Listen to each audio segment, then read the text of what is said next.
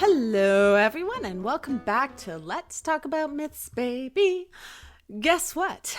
This is your last episode with me, Michaela, for a little bit, because we have finally made our way to the end of Book 1 of Herodotus The Histories. Isn't that wild? I'm having a hard time believing that I actually managed to do all of this. It's been an experience. One I've really enjoyed, actually, and so thank you all for allowing me to take over the show this month. And thank you to Liv for trusting me with her baby and having confidence that I could do it at times when I felt like I couldn't. It's been such a wild ride. I wonder what Liv will do next for Spooky Month. I should probably know, but I don't. So it'll be fun to figure that out together. I will come back from time to time to bring you more history content, though. If there are specific things that you would like to know about, head over to mythsbaby.com to let us know, or even message me on Instagram at PythiaWannabe.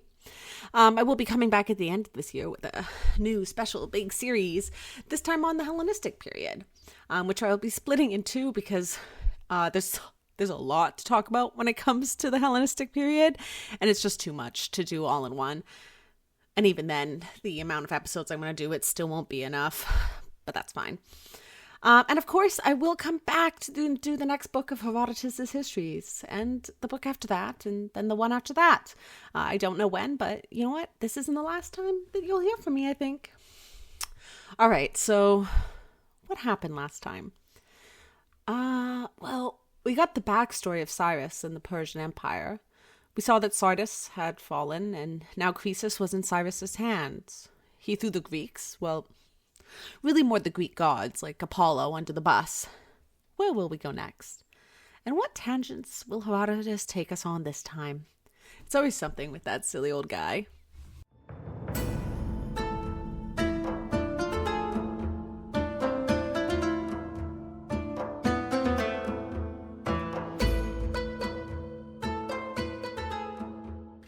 She crashes into the scene, wineskin filled with human blood. Herodotus The Histories, Book 1, Part 4.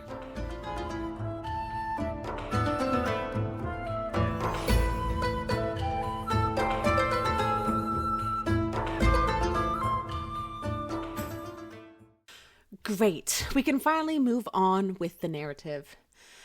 And in some ways, really. But anyways, only because there's so much backstories for all the different cities in Ionia, in Asia Minor, the coast of modern day Turkey, that I simply cannot cover them all in this episode. It would take us hours. It's actually insane how much information we get from chapter 141 onwards that doesn't directly have to do with what's been happening in the narrative. That I'm like, seriously, Herodotus? Actually, it's actually pretty cool, but also we don't have the time. Sorry, so why don't we speed run those moments of insane amounts of backstory? That might be fun. The Cliff Notes version of Ionian history. First, we're going to start with some basics since Sardis has fallen. I don't remember if I added this, but yes, when Cyrus was making his way to Sardis, he did give all the Ionians and Aeolian cities an opportunity to revolt and join his side. They decided not to, which is fair, but now he has shown that, he might just be scary. They all do then send a message to Cyrus saying, hey, actually, I think it would be great to join your empire. Could we maybe talk about that again? Cyrus responds with a story? A metaphor? I don't know. You decide. What he says is this. An oboe player went to the sea and decided that he wanted to get all the fish to come to him. So he started playing his oboe in hopes that they would come on shore to him. But this didn't work out. So instead he got a net and threw it into the sea and pulled out a whole school of fish. The fish were jumping about, and the oboe player goes on to say, wow, now you dance, but you've lost your hand. Okay. I'm going to be honest, like, Cyrus, I get that you're mad that a group of all these people didn't want to just bow down to you and, give you all the power, but your metaphor is dumb and weird. And I mean, how do I put this into words? It's extremely violent as well. Like, oh, look, I'm using force to capture you all, to force you out of your environment, to put you in a position where you will surely die.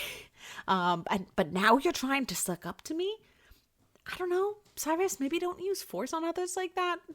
However, this is antiquity and empire building, so I think all that bullshit is on the table when one is building an empire. So all the Ionians, except for Miletus, start building walls and meeting councils together. Miletus took a treaty with Cyrus, actually, and the other Ionians decide then to send an emissary to Sparta to ask for help. Before we get to that, though, we're just going to do a quick look at Ionia because Herodotus would like us all to know how wonderful and beautiful the region of Ionia is. How it has the bluest skies and the finest of climates and is just so wonderfully amazing. But we also must all be aware of the history of each Ionian city. So let's speedrun this shit. We are talking about the cities that share in a thing called the Pan-Ionium. What's that? We'll get there. Don't worry about it. He tells us Ionia has 4 dialects because that's important to know. The cities are either on the mainland of Asia Minor, the coast of modern-day Turkey, and some of them are on the islands around there. Herodotus says that the island cities didn't really have much to fear from Cyrus. For some reason to do with the Phoenicians, I didn't quite get, but whatever. And that the Persians, anyways, preferred to stick to the land. The Ionians didn't have much influence in the Greek world. They weren't no Athenians, but they did well enough, and they made a sanctuary for their own use called the Pan-Ionium. There it is. It's like Delphi, but for Ionia. There were also Dorians in Asia Minor, and they had 6 cities and their own exclusive temple. Halicarnassus used to be part of this Dorian,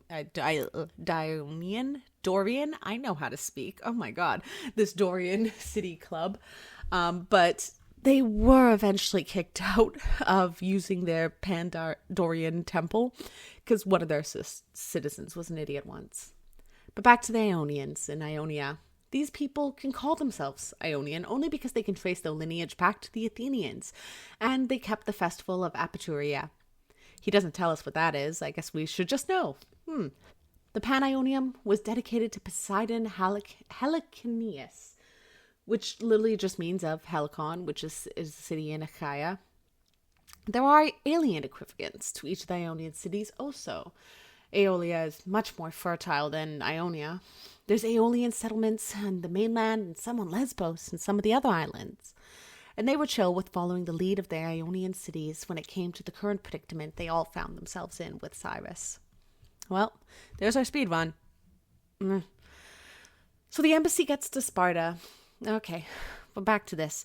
Right, so I bet this bit will be substantial and super interesting and really bring mainland Greece into the picture, right? No, of course not. The embassy speaks to the Spartans asking for help, and the Spartans just say, nope, you're on your own, and they send them on their way. They do send a ship, the Spartans. They send a ship out to patrol the sea, just to make their presence known to the Persians. It's kind of cute, actually. I really can't emphasize how much the Greek cities on their own weren't really a problem to the Persian Empire. We'll get into this more when we get into further books of Herodotus, but it's a whole thing. Anyways, Cyrus asked the Greeks that were in his entourage, who we don't get names for because that's not important, who are the Spartans? And when he learns about them, he just kind of shrugs and says, what's there to fear? Why would I fear men who have a place to meet up and cheat each other? Okay, what the hell does that mean? Herodotus says that he is talking about the agora. An agora, if you didn't know, is just sort of the general word for the public space in Greek cities where people would meet up and sell shit and talk and other stuff. The Persians didn't have something like this, I suppose. I mean, of course they had markets and such, but I guess it just wasn't in the same way the agora was. But Cyrus felt that the agora, how the Greeks had it, was silly, so he then goes on to appoint a governor of Sardis, a Persian man by the name of Tibalus, and he appoints a Lydian by the name of Pactes to be in charge of the gold of Croesus and Lydia. Cyrus had bigger issues in the east to worry about. that of Babylon, Bactria, Sakai, and Egypt. As soon as Cyrus heads out, Pactyes immediately gets to work, using all the money he was left in charge of, to revolt against Cyrus and Tibalus. Tibalus gets trapped on the Acropolis at Sardis, and news of this revolt eventually gets to Cyrus on the road, who just rolls his eyes and pinches the bridge of his nose. Fuckity fuck, these people are so goddamn exhausting. When will I no longer have to deal with them? Okay, that's not exactly what he said, but the energy is there. He decides that what must happen is that the Lydians must all be put into slavery, because didn't you know Cyrus was the most reasonable person on the planet? Like, wow, what a normal response. Croesus. Alright, okay, so I have feelings about Croesus. I'm sure you all do as well. But despite all the things he does, he isn't as terrible as some of the other men we've met. I mean, he's not great, but he's not the worst. Because when Croesus hears what Cyrus is thinking, putting all the Lydians into slavery, he runs up to him and is like, why do that? Sardis is not to blame. I am to blame. She's an ancient city, and the only reason she rose up against you is because of what I inspired in her. Do what you like to Pactyes, of course, but leave the Lydians alone. If you do anything to the Lydians, ban them from owning weapons, from learning how to fight, have them invest in the arts, learn the lyre, invest in luxuries, and in no time they will be too soft to put up any fight against you. Cyrus chills out, and he actually kind of liked Croesus's idea. So he summoned a Mede, a man by the name of Mazares, and sends him back to Sardis with a detachment of soldiers to deal with the revolt. He told him to sell only those into slavery who took part in the revolt, to leave the rest to their own devices. When Pactyes learned of what was coming for him, he promptly fucked right off. Mazares arrived in Sardis only to learn that Pactyes and his followers were gone. He learned where Pactyes had went, to Chem, a city, and demanded that Pactyes be given to them. The Chemians, when learning what Mazares wanted, sent an emissary to a nearby oracle. Should we give Pactyes back to them? Yes, said the oracle. But a very important citizen of Chem, Aristodicus... Okay, I'm an adult, I can do that. Sorry. Aristodicus couldn't believe this, so he decided that they must go back to the oracle again and ask the question a second time. Maybe the first emissaries were lying about what the oracle said? Well, he gets there with his group, and he goes to the priests and asks, should we give Pactyes to the Persians? Yes, they said again. Aristodicus was pissed about this response and proceeded to kill all the birds in the sanctuary, which is way too much, like, come on. Anyways, apparently Apollo appears, I don't know, and he says, dude, what the hell, why are you killing my suppliants? Because you kill yours, says Aristodicus. This goes back and forth for a while, and Aristodicus then returns to Chem, and they don't want to give Pactyes back to the Persians. So they then set off to Mytilene with him. Once they get there, however, the Mytileans promptly pack Pactyes off and send him to the Persians. And that's the story of Pactyes. Thank you, Herodotus. Anyways, Mazares does a bit more, but we're just going to take one step forward because guess who returns? None other than our old friend Harpagus. Remember the one who ate his son? Okay, he was tricked into eating his son, but still, that's not something that is easy to forget about someone. See, Harpagus is back because, well, Mazares dies, and now Harpagus is in control of this little force sent by Cyrus. He marches on several different Ionian cities to just, I don't know, fuck them up. Like, really, so much of this is how several different Ionian cities are just falling little by little to the Persian forces. It's nothing too big or terrible, but it's there. Right? He gets the Phocaeans. Well, he kinda gets the Phocaean city. See, all the Phocaeans, all the people, they leave and try to make a life elsewhere. They literally just pack up all their stuff and their family into warships and sail on out of the city to try and find a new place to live. They settle in various places, even in the West. This is important, and we do have more to get through, so, like, I don't know, whatever. I guess one group's response to being sieged is to just leave, and that's fair. Oh, I guess not just one group. The Teians did this too, but that's the only Ionian cities that decide to just leave. The rest put up a good fight, but to no avail. Persian rule was sweeping into Ionia. Oh, and in case you were wondering and worried, the Pan-Ionium was still going on throughout all of this warfare because some cultural practices are just too important to give up. I don't have a way to express how much the end of this chapter is simply exploring the origins of individual groups of people and where they originated from and their culture and their practices. Like, where are the origins of the Countians? Where are the origins of the Carians? Where are the origins of the Tremilians? But even though I'm not going to go into the gritty details of all of this, I will just give you a little bit of a talk on why this is actually pretty fucking amazing. This is sort of the wonderful thing about Herodotus. Even though it is dense and tangenty and difficult to get into sometimes and to retain, it gives us so much value when it comes to studying the ancient world, to understand the ancients as people and how they existed and understood their place with their own specific region, not just in sort of like the greater Greek understanding, but in sort of the smaller polis or city understanding, right? We also have to remember that Herodotus is getting his information from people that he meets on the way in his travels. He's from talking to them and compiling all these different stories and then putting them together to try to make sense of them. And you'll see bits of that process popping up all over the histories, where he will mention that there is several stories to understand X thing, but this one seems the most credible to him for Y reason. Herodotus just gives us a bounty of cultural understanding that allows us to piece together ancient thought in a way that we don't get from other sources. Dare I say from myths, which can be so nebulous and significantly less concrete in practice. Now, I'm not implying that myths aren't important. Of course they are. They're incredibly valuable to understanding a people. But I'm just a lover of the history sort of things, the cultural history sort of things. How did the people living at the time relate to their own history and their land and their traditions, to where their ancestors came from, to the wider world around them? These are sort of the things that bring me joy and what I like to home in on. This is why Liv is getting me to do histories and not myths. She's, a savant with the myths, and I'm just her little history gremlin shouting, "Did you know?" from the far distance.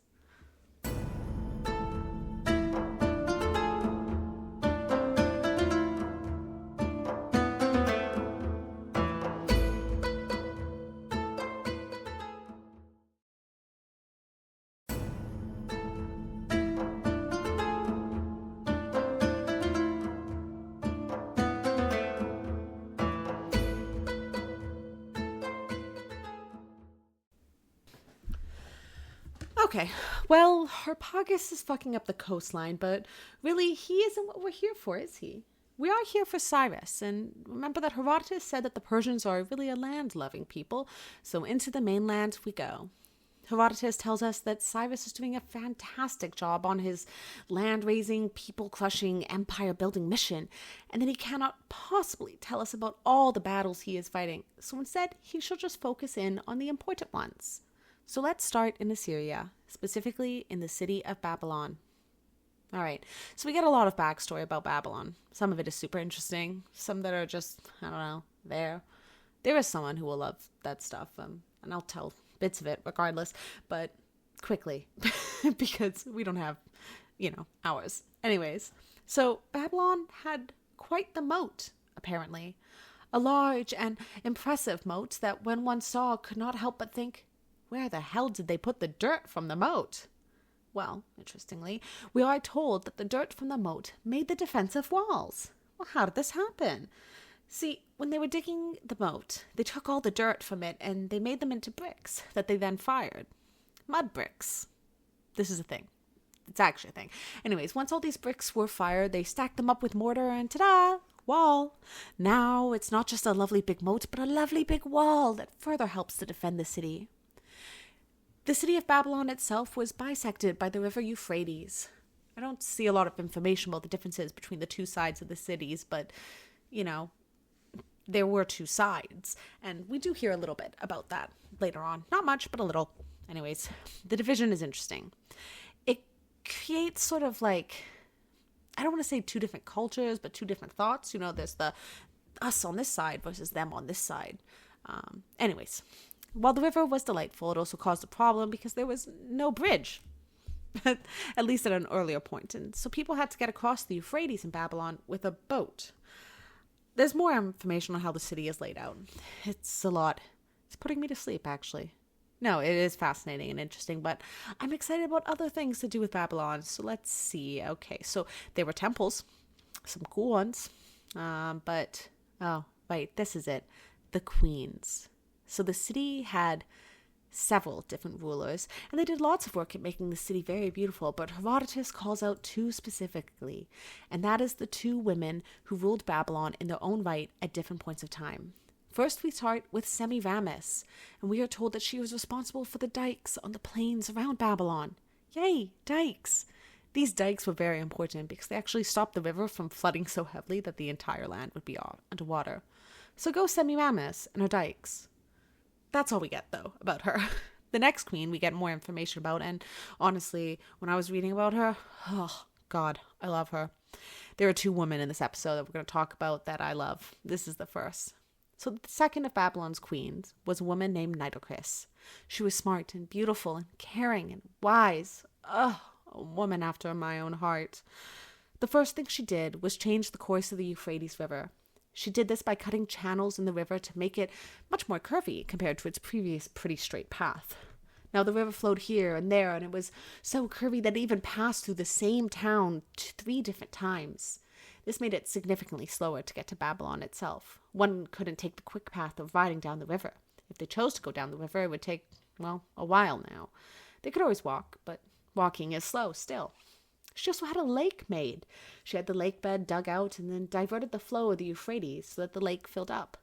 And while the river was dry through the city, she had bridges made so that one could get from one side of the river easier without having to take a boat.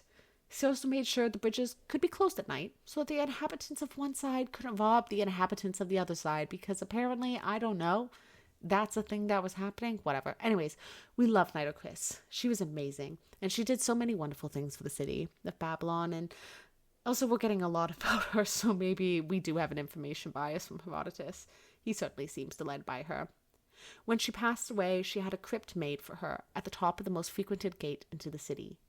That was where her body would lay, and at the door to her crypt was a plaque which read, "Should any king who ascends the throne of Babylon after me find himself short of treasure, then let him open my tomb and take as much as he wants. Only poverty, however, will suffice as justification." None of the kings who followed dared to go into her crypt and take these treasures. That is until Darius. Do you guys know who Darius is? We'll find out soon. Anyways, well, Darius dared to go in there to get the treasure, and what he found was only her corpse, and an inscription that read, "So this is the measure of your lust for treasure, and of the depths to which your greed has plunged you, that you think nothing of forcing the tomb of the dead." Love her. Honestly, I love Nitocris so much. Is it bad that I don't want to spend that much time looking at how Cyrus got Babylon? I don't find military campaigns all that interesting, but I know some of you do. I'm sorry to be the one who is telling you the story, because I truly will not do the military campaigns and skirmishes justice. But, I'll give you the Michaelis special. Like, how quickly can I summarize a story? Well, Cyrus gets to Babylon and he's like, well, that's a big wall and that's a big moat. But there is a river. You know what? Let's just hide out here by the water and where the river enters and exits the city. Cyrus says, guys, chill here and wait for the moment. You'll know the moment when it happens. He goes to Nitocris' lake and fords it so that the Euphrates starts to get lower and lower, low enough that a man can simply walk through it. And that's what the Persians do. They walk right into Babylon and take it, starting from the outside and making their way in. There is more to the story, like how, the people in the very inner parts of Babylon weren't even aware that their city had fallen, but whatever. What Herodotus does want us to know about is the sheer amount of resources that Babylon has. The land here is so arable, so capable of production, that what it produces is able to supply a third of all of Asia and the Near East's resources. It is so abundant that the royal tables are fed with just the resources from Babylon for 4 months of the year, from just this one city. This is because of the Euphrates and just generally the land in this area. It isn't called the Fertile Crescent for nothing. It's where agriculture is erupted. It's just, look, it's really, really fertile. Greece could never. Regardless, if you'd like to know about Babylonia and all the things about it that Herodotus wants to tell us, the various cultural practices that he finds interesting, you can find them in books 192 to 300. Last, we must move on, because we have more to cover. Cyrus's next conquest was to take on the Massagetians. Who were the Massagetians, you may ask? Well, I asked the same thing. So they were people who lived beyond the river Araxes, and some believe that they were quite similar to the Scythians. They were steeps people, right? They rose in power in the 8th century BCE, and they were around till around the 3rd century. I would love to hear more about them. Honestly, I'd love to learn more about the people of this region generally, because they exist in such an interesting place in the Greek imagination. These people were like the so-called inspirations for the Amazons. I want to learn about the actual Amazons, the actual steeps people, the actual Scythians. I should look for a guest. Hey, you know what? If anyone knows one, send them away. I want to learn. Anyways, Cyrus wanted to take on the Massagetians.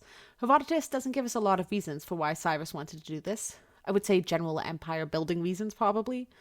All Herodotus tells us is that the reason he wanted to attack were the wondrous and supernatural circumstances of his birth, and then how he'd always succeeded on campaign before. Which should be a warning, but whatever. So recently, the Massagetian king had passed away, but his widow now sat on the throne. Her name was Tomris. Ever heard of her? I have. Okay, it was from Civ 6, but whatever, regardless, I have heard of her, and now I know more about her, and this is the second woman I am so excited to talk about, because she is cool as shit. Cyrus wishes to cross the Araxes and get into Massagetian territory, so he begins to construct a bridge. Tomris doesn't love this. She doesn't want him around at all, and knows it's going to be a fight. She proceeds to send an ambassador his way to say, hey, guy, if you want to fight, we can fight. How about you let me know where and when you want to fight, on my territory or on yours? There's no reason to build a bridge. Tell me where you can fight, and we can arrange that. Cyrus immediately thinks, you know what? Let's fight in Persian territory. Home field advantage. That'll work beautifully. All the other senior Persian officials agreed with him. What a wonderful idea, Cyrus. That would work splendidly for us. Let's do that. Croesus, however, thinks this isn't the best idea. He approaches Cyrus and says, hey, why do you want to do this? If you invite them in, if you let them into your own territory and then you lose the battle, well, now they have gained some of our land and you will lose power. If they win, they won't go home. They will continue further into Persian land. And if you win the victory, what then? You still will need to cross the river. You should meet in her territory. That way, if you win, you can keep moving onwards into the further Massagetian territory. Also, on top of all that, why are you afraid of a woman? Don't cower before a woman and let her have your way. Dude, that's embarrassing. Cyrus agrees with Croesus. He does that a lot. Anyways, I mean, when doesn't he disagree with Croesus? Whatever. Cyrus abandons the original idea of his and the advisors and takes the Lydians' advice. He messages Tomris and lets her know that he will come over the Araxes and fight her in her own land. She pulled her forces back so that he could cross the river and enter Massagetian territory. Well, here's the last little bit we get about Croesus. Cyrus entrusts him with his son Cambyses, his heir. He told Cambyses to treat this man with the utmost respect because he has been the most wonderful and helpful guest and he should be cared for. Then he went to bed that night and proceeded to have a dream. Oh boy, do the Persians have lots of dreams that seem to mean so much. I mean, their dreams operate in the same way as the Greek oracles do in the stories. That's sort of their function in this narrative. Cyrus dreams that he was looking at the son of his eldest son Hystaspes. I can speak. Hystaspes, and that his grandson grew wings so large that they put both Asia and Europe in the shade. Hystaspes was an Achaemenid. His son was Darius. Remember that name from earlier in Babylon with Queen Nitocris? Yeah, that Darius. Anyways, when Cyrus awoke, he was perturbed by the dream. He proceeded to call his son Hystaspes to him to say, "Son, your child is plotting against me. I dreamed it. It must be true." Because, yes, that makes complete sense, but whatever. He was very determined that this was the meaning of this dream and kept letting his son know that this is what he thought. Herodotus then goes on to tell us that, in fact, the dream didn't mean that. The dream meant that Cyrus's doom was close and that the one who will get the rule of his kingdom was none other than Darius. Hystaspes was disturbed by what his father said, but also, what could he do? Of course he must listen to his father and to his king. This is the way that it goes. Of course, father. If you think that the dream means that my son is plotting against you, then of course that means that he is plotting against you. I will bring him to you, and you can do what you want to him. Hystaspes leaves and heads for Persia to get his son Darius to answer for his evil plotting. Cyrus continues on. He marches from the Araxes for about a day. However, he left behind all these non-fighting troops by the river, and the Massagetans come in and wipe them all out. But actually, this was a trap by the Persians. They left out a wonderful feast and lots of wine that the Massagetans proceeded to eat all up before laying down for a nap, happy as clams, drunk as can be. Because that's what you do when you take out an enemy camp. It's like Goldilocks, but higher stakes. Well, the Persians then came back and ambushed them, killing all the Massagetans and taking the son of Tomris as prisoner. Tomris hears this and is pissed off. What a low trick, she thinks. She sends Cyrus a message. Blood drinker, the message says. You can't take on my men like usual, so you ply them with wine so you can easily take them out? Coward, weak man. I will give you some advice now, and you better take it. Give me back my son and leave, and I will overlook this insult. But if you don't, then I swear by the sun that I will sate your desire for blood. I fucking love Tomris so much. She's amazing. Tomris' son wakes up and begs Cyrus to release him from his chain. Cyrus, surprisingly, does. He allows this man to be released. The son immediately grabs a knife and stabs himself to death. Now Cyrus just has the corpse of Tomris' son, and he wasn't even that bothered by her message in the first place. Tomris musters her forces and rides out to meet him. The Massagetan and Persian forces clash in the fiercest of battles. There are arrows flying, horses running, men fighting sword to sword, spears stabbing forth. It is a formidable battle, and both sides were fighting hard, refusing to back down even an inch. But in the end, it was the Massagetans who were winning. They had wiped out so much of the Persian force, and even worse for the Persians, they got Cyrus. Yeah, Cyrus died. As the Persians fled, Tomris walked amongst the corpses, searching. She had a wineskin, which she had filled to the brim with blood, human blood.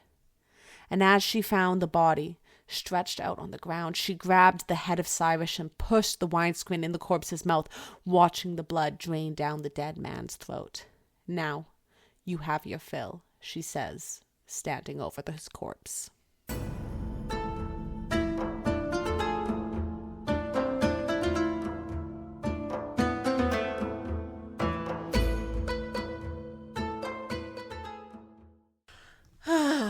All of you, that's it. That's the end of book 1 of Herodotus' Histories. It really goes out with a bang, doesn't it? Just the most badass of shit from the most badass of women. Future wife material. God, I wish I... It's interesting to me how this book started and ended with women, right? First we get the long list of abductions, just the most insane amount of bullshit that justifies as why these two regions hate each other so very much. But then it ends with women doing amazing things. I mean, first we get to hear about 2 Babylonian queens, Semiramis and Nitocris. Well, honestly, mostly Nitocris, but we cannot forget about Semiramis and her many, many dykes. They are also important. And then we get the beautiful and metal as fuck Tomris. God, she is just so amazing. Like, I can't stop thinking about her. She's shook no shit, man. I want more. I need someone to come to talk to us about Tomris. I'm so very happy that I got to spend this month with you guys and Herodotus. Especially, when you're as busy as one can get in adult life, you kind of need to go back to the basics, the things that started your love. And truly, Herodotus is up there. I mean, I love history.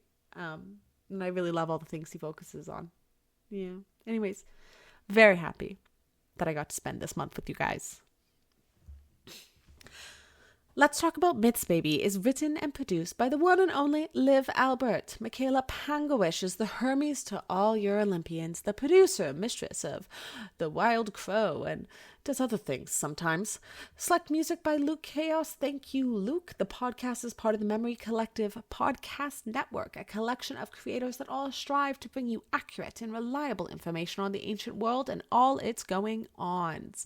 These include the wonderful friends at Movies We Dig, the partial historian Sweet Better, and so many more. Big thank you to Christy Vogler of Movies We Dig for organizing the live stream event we did this past weekend. Honestly, what a queen. She worked so hard on it and it went off so beautifully. Like, round of applause, Christy. You are amazing. If you missed it, it was recorded and available on the Movies We Dig YouTube account, I believe.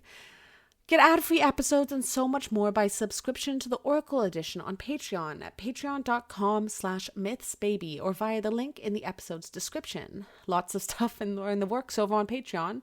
I'm toying with the idea of doing Patreon gaming live streams, mostly because I'm replaying ACO, and also I just got Hades 2, so why not play it together? If that interests you, maybe become a patron and join the adventure. Thank you all for welcoming me to recording and telling you the histories of Herodotus. I'm so happy to have been given this chance to share what I love in classics. See you when I see you.